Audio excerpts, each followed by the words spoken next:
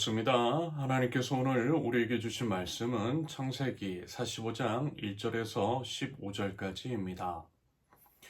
요셉은 북받치는 감정을 억누르지 못하고 자기 모든 시종들 앞에서 그만 모두들 물러가라고 소리쳤다.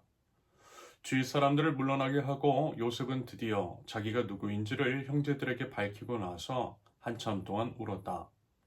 그 울음소리가 어찌나 크던지 밖으로 물러난 이집트 사람들에게도 들리고 바로의 궁에도 들렸다. 내가 요셉입니다. 아버지께서 아직 살아계시다고요? 요셉이 형제들에게 이렇게 말하였으나 놀란 형제들은 어리둥절하여 요셉 앞에서 입이 얼어붙고 말았다. 이리 가까이 오십시오. 하고 요셉이 형제들에게 말하니 그제야 그들이 요셉 앞으로 다가왔다. 내가 형님들이 이집트로 팔아넘긴 그 아우입니다. 그러나 이제는 걱정하지 마십시오. 자책하지도 마십시오. 형님들이 나를 이곳에 팔아넘기긴 하였습니다만 그것은 하나님이 형님들보다 앞서서 나를 여기에 보내셔서 우리의 목숨을 살려주시려고 그렇게 하신 것입니다. 이 땅에 흉년이 든 지 이태가 됩니다. 앞으로도 5해 동안은 밭을 갈지도 못하고 거두지도 못합니다. 하나님이 나를 형님들보다 앞서서 보내신 것은 하나님이 크나큰 구원을 베푸셔서 형님들의 목숨을 지켜주시려는 것이고 또 형님들의 자손을 이 세상에 살아남게 하시려는 것입니다. 그러므로 실제로 나를 이리로 보낸 것은 형님들이 아니라 하나님이십니다. 하나님이 나를 이리로 보내셔서 바로의 아버지가 되게 하시고 바로의 온 집안의 최고의 어른이 되게 하시고 이집트 온 땅의 통치자로 세우신 것입니다. 이제 곧 아버지께로 가셔서 아버지의 아들 요셉이 하는 말이라고 하시고 이렇게 말씀을 드려 주십시오. 하나님이 저를 이집트 온 나라의 주권자로 삼으셨습니다. 아버지께서는 지체하지 마시고 저에게 내려오시기 바랍니다. 아버지께서는 고센 지역에 사시면서 저와 가까이 계실 수 있습니다. 아버지께서는 아버지의 여러 아들과 손자를 거느리시고 양과 소와 모든 재산을 가지고 오시기 바랍니다. 흉년이 아직 5해나 더 계속됩니다. 제가 여기에서 아버지를 모시겠습니다. 아버지와 아버지의 집안과 아버지께 딸린 모든 식구가 아쉬운 것이 없도록 해드리겠습니다. 하고 여쭈십시오. 지금 형님들에게 말을 하고 있는 것이 이 요셉임을 형님들이 직접 보고 계시고 나의 아우 베냐민도 자기 눈으로 보고 있습니다. 형님들은 내가 이집트에서 누리고 있는 이 영화와 형님들이 보신 모든 것을 아버지께 다 말씀드리고 빨리 모시고 내려오십시오. 요셉이 자기 아우 베냐민의 목을 얼싸안고 우니 베냐민도 울면서 요셉의 목에 매달렸다. 요셉이 형들과도 하나하나 다 입을 맞추고 부둥켜 안고 울었다. 그제야 요셉의 형들이 요셉과 말을 주고받았다. 아멘. 첫째, 하나님과 동행할 때 용서의 열매를 맺는다. 1절에서 3절까지. 먼저 1절을 보면요. 요셉인지 북받치는 감정을 억누르지 못하고 주변에 있는 모든 사람들에게 물러가라고 소리를 쳤다라고 하죠. 사실 요셉은요. 형들이 이제 처음 만났을 때부터 이미 이제 그들이 자신의 이제 형들이라는 것을 알아봤죠. 하지만 계속 숨고 있었습니다. 말하자면 그 기다림의 시간 가운데 이제 쌓였던 감정과 눈물 같은 것들이 드디어 이제 터져 나왔던 거예요. 아마 이제 요셉의 이러한 심정 충분히 이해가 가지 않나요? 그러면서 이제 3절 보시면 요셉이 이렇게 이야기를 해요. 3절, 내가 요셉입니다. 아버지께서 아직 살아계신다고요. 자신을 팔아넘긴 형들에게 내뱉은 첫 마디가 뭐였냐면 자기 자신이 누구인지를 드러내는 것이었어요. 이어서 아버지를 향한 그리움을 드러내고 있습니다. 무슨 얘기냐? 요셉의 마음속에는요. 복수가 아니라 가족이 있었다라는 거예요. 자신을 팔아넘긴 형들에게 분노하고 충분히 복수를 먼저 할 만도 같지만 그렇게 하지 않았다라는 것입니다. 한마디로 요셉은 형들을 용서했다라는 거죠.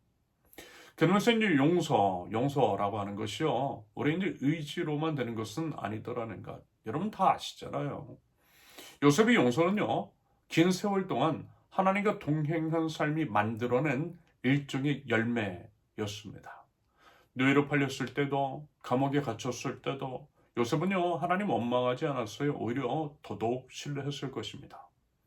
이와 같은 과정 가운데 요셉은요, 더더욱 아름답게 빚어졌던 것이고요. 그래서 이제 아름다운 용서의 열매를 낼 수 있었던 것으로 해석이 가능합니다. 여러분, 혹시라도요, 지금 이제 마음 가운데 풀리지 않는 상처가 있거나 누군가를 이제 용서하고 싶으나 그게 이제 잘 되지 않는다라고 한다면요, 마치요 요셉이 이제 그랬던 것처럼 우리도요, 우리 하나님 앞에 그것을 가져가면 좋겠어요. 하나님께 그 내어드리자라는 거예요. 그러면요, 하나님께서도요, 우리 이제 그 고통과 아픔 가운데 함께 계셨음을 깨닫게 될 것이고요. 하나님께서 우리 마음 만져주셔서 용서할 수 있는 마음과 힘을 더하여 주시고요. 또한 우리의 상한 마음 또한 치료하고 회복시켜주는 그런 은혜를 더하여 주실 줄을 믿습니다. 둘째, 고통 속에 하나님의 섭리가 있다. 4절에서 8절까지.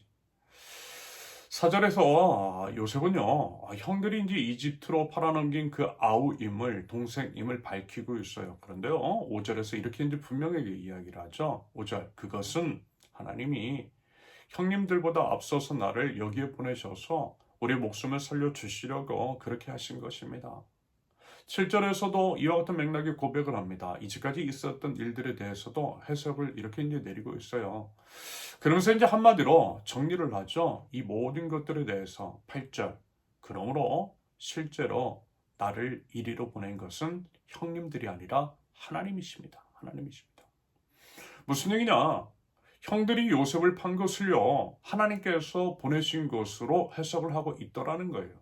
이게 바로 하나님의 섭리이고 그 섭리를 이해하고 그 섭리 가운데 해석하는 것이 하나님 나라 백성다운 태도이겠죠. 그러면서 이제 하나님의 섭리는요, 고통을 없애주는 것은 아니더라는 것. 오히려 하나님의 섭리는 뭐냐면 고통 그 한가운데서 하나님이 일하고 계심을 뜻하는 것이라는 것입니다. 요셉은요, 13년 동안 노예가 되고 누명을 쓰고 감옥에 갇히는 고통을 겪었어요. 그 시간 동안 하나님은 마치 침묵하시는 것처럼 보였어요. 하지만 하나님은 그 침묵 속에서 요셉을 빚으시고 이집트의 총리를 세우시고 수많은 생명을 구원할 도구로 준비하고 계셨다라는 거죠. 여러분, 이게 바로 하나님의 섭리입니다. 부디어 그 하나님을 신뢰할 수 있기를 바랍니다. 하나님을 향한 신뢰로 설령 이제 우리가 지금 고통 가운데 있고 하나님이 멀리 계신 것처럼 느껴진다 할지라도 우리가 이제 여전히 하나님의 섭리 가운데 있음을 알아 믿음으로 이겨낼 줄 아는 저와 여러분들 모두 되실 수 있기를 바랍니다. 셋째, 화해는 하나님의 나라를 미리 맛보는 것이다. 한편 이제 용서라는 거 있잖아요. 용서라는 것이 그저 이제 감정의 해소로만 이제 끝나지 않았더라는 것. 요셉의 용서는요, 즉각적인 실천으로 이어집니다. 요셉은요, 아버지를 이집트로 모시러 오라고 하고요, 가족들을 이제 고센 땅에 정착시켜서 돌보려고 합니다. 무슨 얘기냐? 진정한 화해와 행동이 이렇게 이어지고 있다는 거죠. 그러면서 이제 15절로 보세요. 15절. 요셉이 이제 형들과도 하나하나 다 입을 맞추고 부둥켜 안고 울었다. 그제야 요셉의 형들이 요셉과 말을 주고받았다. 드디어 진정한 화해가 이루어진 것입니다. 그래서 여러분, 화해라는 것을 딱 보니까 두 사람 모두 변해야만 가능한 것은 아니더라는 것.